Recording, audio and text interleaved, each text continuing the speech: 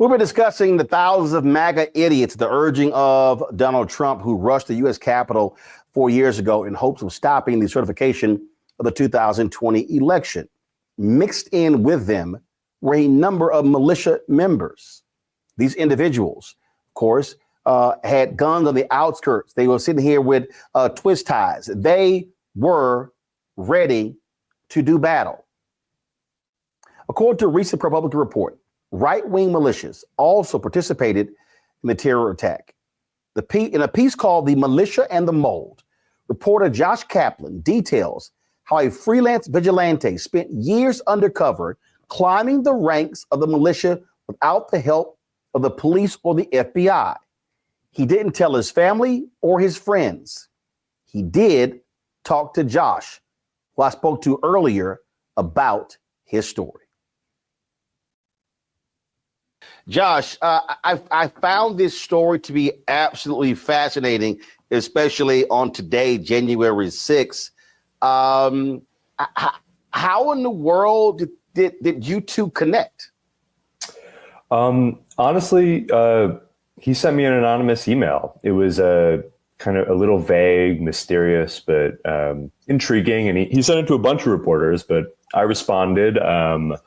And to be honest, at the time, I wasn't expecting much. I was skeptical at first, but this was over 2 years ago, and eventually, I came to receive this extraordinary inside trove of secret documents, and to learn about this secret undercover operation that this man had been conducting for over 2 years.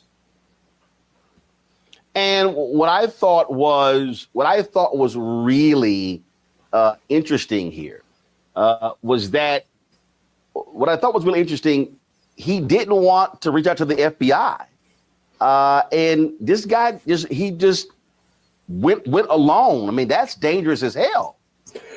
Yes, no, it was dangerous. It was incredibly stressful. He was under an enormous amount of pressure. He, I think, was fighting off paranoia. But he, in part, I think, because of his own tumultuous, he has a history with law enforcement that has made him very distrustful of the police. But he also believes that the police have been ineffective at combating the far right in America. And so rather than trying to work as an informant, he concocted this kind of freelance undercover operation. The thing I think that this reveals the most, and those of us who've been reporting on this, covering this, and you have folks like Clay Travis, who they're trying to downplay the reality of white domestic terrorism in this country. But the reality is, Christopher Wray, the FBI director, was on point when he said that white domestic terrorism was the number one threat in this country. And for the right wing to try to deny this is just nonsensical. Yeah, I mean, and it's important that this sort of messaging, like it's not just people trying to spin things. It really matters in terms of these groups' strength and these groups' ability to pose a threat that leads to things like January 6th. I mean, one thing I found in this reporting, and I talked to a lot of militia members too, is that right after January 6th, even leaders in these groups thought they might go extinct. That they would not be able to survive the backlash. And it's easy to forget now that there was a time when in mainstream conservative politics, the January 6th Capitol rioters were pariahs. But by the summer of 2021, prominent politicians like Trump started changing their tune and talking about the rioters as patriots, as political prisoners. And that had a measurable, concrete impact on these paramilitary organizations. It really started to put the wind back in their sails, so that before long, they were getting so many new recruits that they were struggling to keep up. Yeah, and this is the thing that I think people need to understand what's going on. Donald Trump goes down to Waco, and they have this celebration, if you will. He's there, of course, where the Branch Davidian stand-up took place. You've got MAGA who yells, Republicans, they yell, oh, Democrats defund the police, yet Republicans want to defund the FBI. They have always wanted to defund the ATF because of the issue of firearms. And so people need to understand that, and this story lays it out, there is a direct correlation with the rise of these militias, these white domestic terrorism, and Republican politics. Yeah, I mean, they're constantly in conversation with each other, and and now you're seeing these signals. I mean, the most consequential signal that could happen in the near future is Trump has promised to pardon January 6 rioters. That was a cornerstone of his campaign, and that the ramifications of that could be massive. There is no precedent for that kind of message of protection and support, and it has the potential, at least, to trigger a renaissance for militant extremists. I mean, Trump has repeatedly suggested that these pardons might be so sweeping that it includes, pardoning people who assaulted police officers, which, was some very brutal assaults happened that day. And how that would be interpreted in these movements, at least by a sizable number of people, is that even violent crimes will go unpunished if you do them for the quote unquote right cause. And that's a very, very dangerous proposition that has a lot of experts and people in the national security community very worried. Yeah, I mean, look, I'll be honest. I would not be shocked if Donald Trump pulls a stunt and pardons them on January 20th.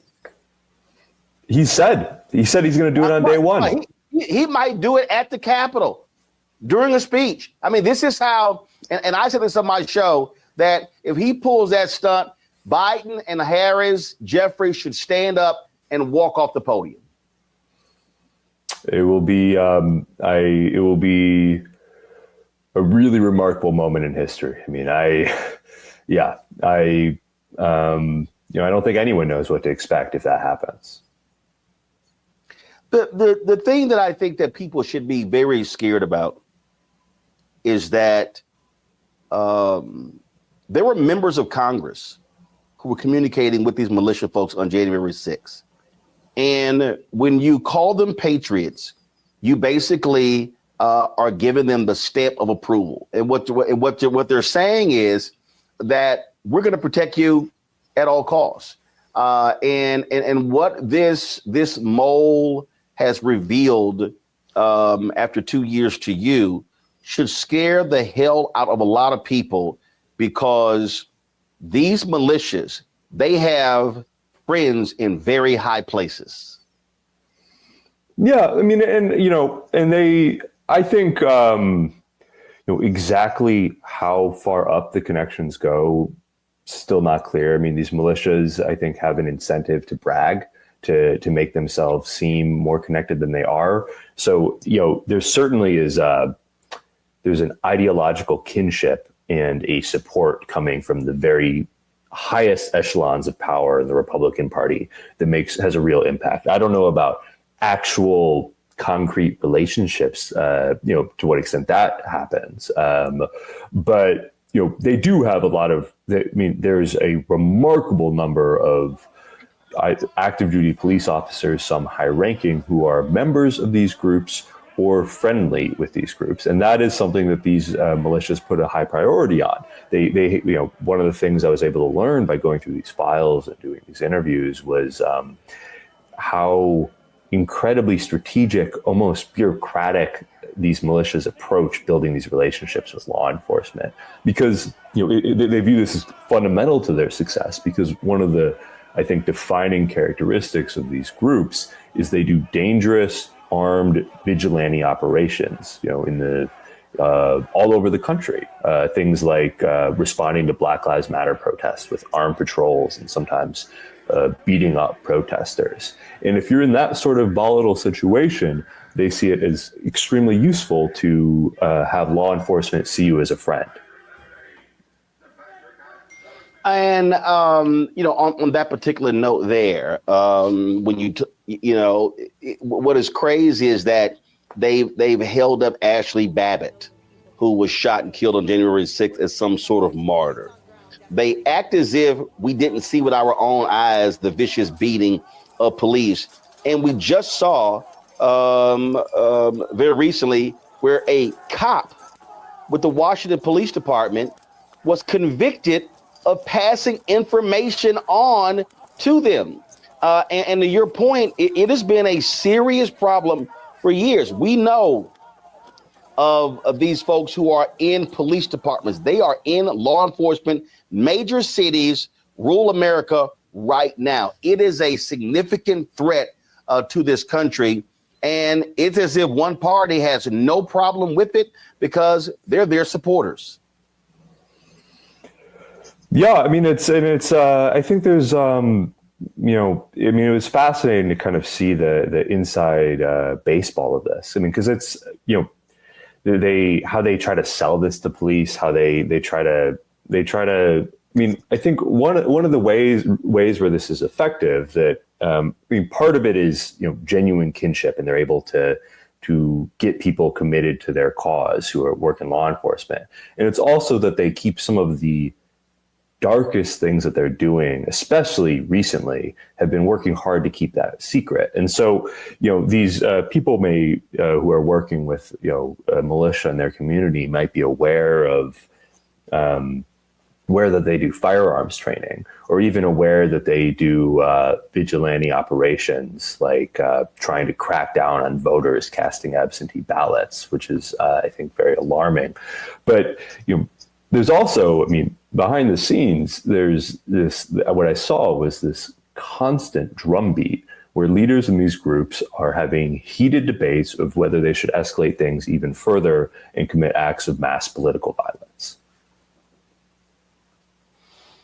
And again, with leaders who are making excuses for them, and as you said, calling them patriots, it is stunning. The gentleman who provided you with this information, does he still fear for his life? Yes. No, he believes that he is in great danger, and he believes that extremists are going to try to kill him after this story, now that this story is published. And he wanted to come forward and go public with this because, he has this, very deep-seated desire to damage the movement. And he thinks that telling his story could be his most effective weapon, that getting in the details of exactly how, his method here, it was betrayals, it was lies, it was deception. He was incredibly effective at getting very high-ranking militia leaders to trust him and to open up to him and to let them into their inner circles. And he thinks now that by going public, he has the ability to kind of be a boogeyman in the movement. That's what he's hoping for, that he will, what he told me is that, every time that, a militia member goes into a meeting, he wants them to be thinking in the back of their heads, this guy will betray me. And this, of course, this is the downside of not working with the FBI, because he can't go into witness protection. And so he's going to be on his own for the rest of his life. Yeah, he's working with some whistleblower attorneys now, I know, and is hoping to, he has these kind of grand ambitions of starting a collective of vigilantes who work together and continuing to run these operations. It's a decision that we talked about at length, and I know he didn't take lightly, but it is, from the beginning, there was an enormous amount of sacrifice that he made to personally, in terms of his safety, in terms of his mental health and well-being, that he made to get inside these groups and get this information. It was, I've never seen anything like this. Folks, go to ProPublica.org and check out this piece, The Militia and the Mole, by Josh Kaplan. Josh, we certainly appreciate you joining us. Thanks a lot. Thanks so much for having me on. I appreciate it. So I'm going to start with Omekongo. Talk about, what you just heard there, quite scary. And the thing that jumped out at me that is the scariest is that Donald Trump, what he has done is he's emboldened them. When Josh said that their numbers are rising as a result of how they, frankly, are being welcomed by Republicans and Donald Trump. And of course, Christopher Wray, the FBI director, said that the white domestic terrorism was America's #1 threat. And Trump has now forced him to quit. Now he's going to put one of his loyalists in there, and the FBI, frankly, will not be going after these people.